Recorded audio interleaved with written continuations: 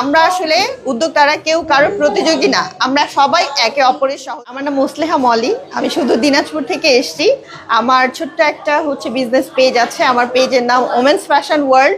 So সেখানে আমি বিভিন্ন ধরনের ক্লদিং আইটেম নিয়েই কাজ করছি, শাড়ি থেকে শুরু করে 3 পিস, তারপরে বেডশিট, সমস্ত কিছু। আপনারা আমার পেজে গেলে অবশ্যই সব কিছু দেখতে পারবেন। মূলত আমার সিগনেচার পণ্য জামদানি শাড়ি। আমি জামদানি শাড়ি যেহেতু আমাদের দেশীয় ঐতিহ্য, সেটাকে আমি আমার মতো করে রিপ্রেজেন্ট করার চেষ্টা করি। সেটাতে আমি একটু হ্যান্ড পেইন্ট করি, তার উপরে একটু কারচুপি করি, তারপরে একটু এমব্রয়ডারি করি। এই ধরনের কাজগুলো করে আমি আমাদের দেশীয় ঐতিহ্যটাকে রিপ্রেজেন্ট করার চেষ্টা করি।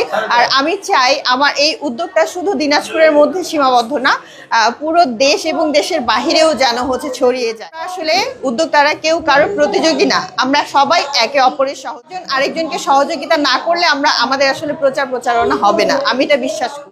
অনেক অনেক বেশি ভালো লাগছে, মানে একসাথে এত উদ্যোক্তা, এটা দেখে আসলে অনেক বেশি ভালো লাগছে। কারণ আসলে আমরা অনেকদিন থেকে একটা জিনিস শুনেছি যে আমরা চাকরি নেব না, চাকরি দেব।